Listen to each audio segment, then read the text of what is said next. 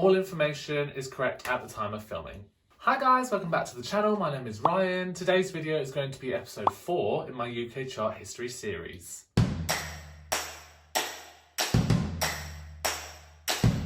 Today's video is all about Little Mix. Now, seeing as Jesy put out a statement yesterday about her leaving the band, I thought I'd go back and look at how Little Mix have done over the years. So Little Mix were the 2011 winners of the X Factor, I believe. Is it 11? Now Little Mix have 38 top 75 UK tracks, 27 top 40s, 16 top 10s and 4 number 1s. Now some of the songs in this video that have charted in the UK aren't singles. They don't have music videos, they are just album tracks, which doesn't make them any less of a song, but they are album tracks that charted in the UK. If there is a song that is not in this list, then blame the UK chart company. Now before we get started, go ahead and click the subscribe button and the bell icon if you want to be notified when I upload new videos just like this. Like I said, this is a series, so there will be many more videos in this series. I just said series way too many times.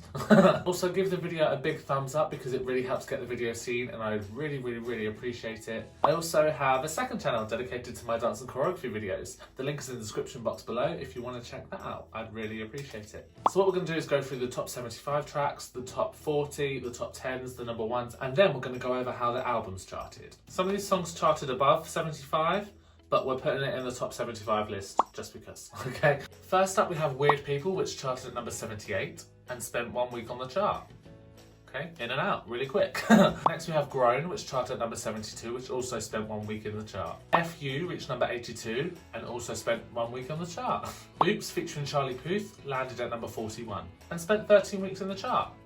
Not too bad. Is Your Love Enough reached number 47. Joan of Arc reached number 61. Told You So reached number 83. The Cure reached number 49. One I've Been Missing reached number 59. Not a Pop Song reached number 49. Happiness reached number 43. A new song, No Time for Fears with Nathan Dawe, reached number 53. That's currently spent 2 weeks in the chart and its current highest position is 53. Hopefully that song can get up there. I thought that was going to be like number 1, but I think with everything going on with Little Mix at the moment, I think it might have just not charted as high, or people don't think it's a good song. That could be a possibility too. I really like it. I have a reaction video for that if you want to watch that, and the link's in the description box below. So these are all of the top 75. Again, most of these are not singles, so if any are singles actually. So some of those didn't shock me because again, none of these were really promoted as a single or promoted apart from being an album track, apart from No Time for Fears, which I'm a little bit shocked it hasn't gotten higher so far. I keep calling it No Time for Fears. Why do I do that? If I say No Time for Fears, please know that I'm on about No Time for Tears. Silly me. There's quite a lot of songs to get through, so I'm going to move on to our top 40 tracks. First up we have Change Your Life, reached number 12 and spent 9 weeks in the UK chart. How You Doing featuring Missy Elliott landed at number 16 and spent 10 weeks in the chart. Little Me landed at number 14. Hair and Love Me Like You both landed at number 11. No More Sad Songs landed at number 15. That shocked me, I thought that was like a top 10 hit. Only You with Cheat Codes landed at number 13 and spent 15 weeks in the UK chart. Strip featuring Sheraya J landed at number 25. Think About Us landed at number 22 and spent 15 weeks in the chart. Holiday landed at number 15 and spent 18 weeks in the chart. I thought that was a top 10 hit. Again, it's a banger of a song, so I'm really surprised that it didn't get higher, but what can we do? Go stream it, gang! And lastly we have Confetti from their latest album, which reached number 23 and has so far spent 3 weeks in the chart. So these are the songs that landed within the top 40, and Holiday shocked me. 15 isn't bad, it's still like a hit song. I think it deserved a lot more. I think coming out quite early on in the pandemic, there was quite a lot of content thrown at us and I'm not sure whether that stood out, but to me it did.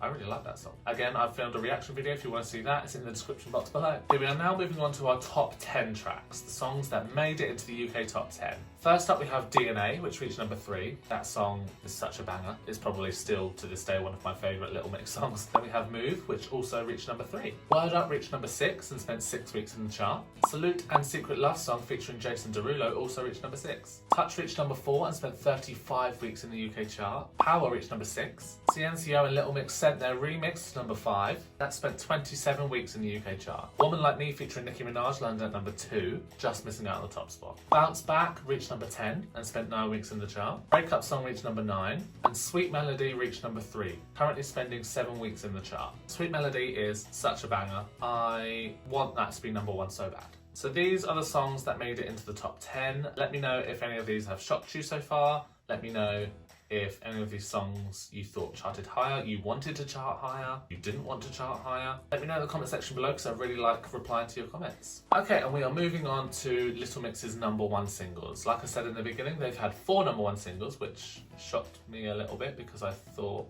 well, they definitely deserved more in my opinion. Starting with their first number 1, Cannonball, which spent 1 week at number 1. Their debut single from winning the X Factor, I remember buying this on iTunes when they won. 1 week at number 1 is like not bad. It reached number 1, so their second number 1 single, Wings, which also spent 1 week at number 1. Their third number 1, Black Magic, which spent 3 weeks at number 1. And their last number 1, Shout Out to My Ex, which also spent 3 weeks at number 1. Now looking at these number 1 singles, obviously they're bangers. There should be many songs that were in the later charts that should be in this section. Do you agree?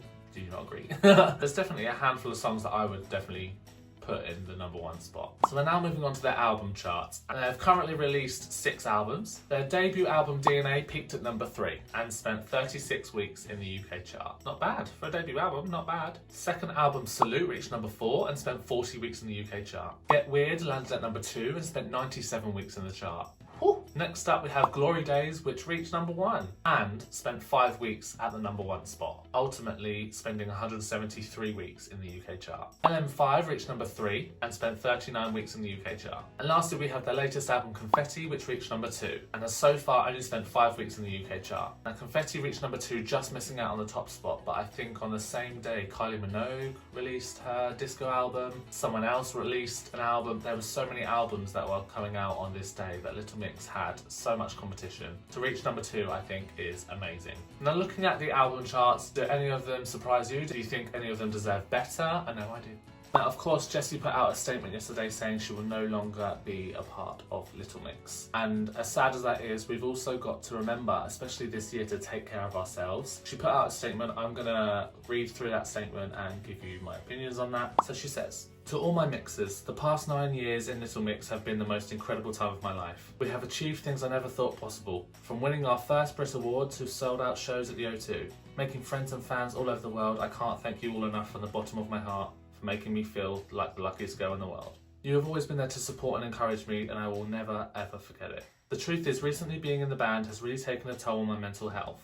I find the constant pressure of being in a girl group and living up to expectations very hard. There comes a time when we need to reinvest in taking care of ourselves rather than focusing on making other people happy, and I feel like now is the time to begin that process. So after much consideration and with a heavy heart, I'm announcing I'm leaving Little Mix. I need to spend some time with people I love, doing things that make me happy. I'm ready to embark on a new chapter in my life. I'm not sure what it's going to look like right now, but I hope you'll still be there to support me. I want to say thank you to everyone involved in our journey, all the hard work and dedication that went into making us a success. Every single fan who came to see us at a concert, who listened to our songs and sung their hearts out, sent me messages and supported me along the way. I want you to know I love you all so much, and I could never have done this without you, and I appreciate it endlessly. Most of all, I want to say thank you to Jade, Perry and Leigh-Anne for creating some of the most amazing memories I will never forget. I hope that you'll continue to fulfill your dreams and keep on making music that people love. Love, Jesy." Now, Little Mix official Instagram also put out a statement, which I'm also going to read now. "After an amazing 9 years together, Jesy has made the decision to leave Little Mix. This is an incredibly sad time for all of us, but we are fully supportive of Jesy. We love her very much and agree that it is so important that she does what is right for her mental health and well-being. We are still very much enjoying our Little Mix journey, and the 3 of us are not ready for it to be over. We know that Jesy leaving the group is going to be really upsetting news for some of our fans. We love you guys so much and are so grateful for your loyalty and continued support of all of us. We're looking forward to seeing so many of you on tour. Love always, Jade, Perry and Leigh-Anne." Now, first of all, I'm happy that they are going to be carrying on. We need more bangers. But I think most of us saw this coming for a while. Jesy has received a lot of hate, not just from the public, but from fans of Little Mix. Just go on Twitter and you can see some of the stuff that's been said. But social media is toxic, especially now more than ever. And I'm glad that she's taken this time to look after herself. It's needed. We all need to do it, especially now. Like I said, this year has been shocking for most of us. And to be in such a high profile girl band as Little Mix, where there is a pressure to always look pretty, to always look perfect, to always come forward and be that confident, strong woman and be an inspiration for people who look up to you, is probably really hard. I obviously don't know what that feels like, but I think she's doing the right thing. I hope that she does return. They all have kept, or so it looks like, they've all kept a really strong bond over the years that they've worked together. When they auditioned for the X Factor, they auditioned as soloists, I believe, and they got put together in a band. So the fact that they are still going and still some of the most successful X Factor people to ever be in the music industry is amazing. What they've achieved so far is amazing, because people that go on X Factor right now aren't really doing anything in the UK charts anyway. So I just want to leave this section on a little note of advice. Don't be a keyboard warrior. Everyone is going through something at this time. We need to love, support each other. If you don't have anything nice to say, just don't say it at all. Okay? We all have our favourite singer in a band. We all have our favourite bands. We all like different types of music. We all like the look of someone. We all like a different type of person. But we don't need to send hate. We don't need to argue over social media. Social media is toxic enough. Just send light, love, enjoy the music. If you don't like it, don't listen to it. Just don't send any hateful messages to anyone. It'll make the world a better place, especially in 2020. Anyway guys, that's it for this video. Thank you so much for watching. Don't forget to subscribe, like the video. Like I said, it really helps get the video seen. Not everyone that watches my videos is subscribed. The percentage is really low of people that are subscribed that watch my videos, so please do subscribe. Like I said, there will be more videos like this, and I will see you on the next one.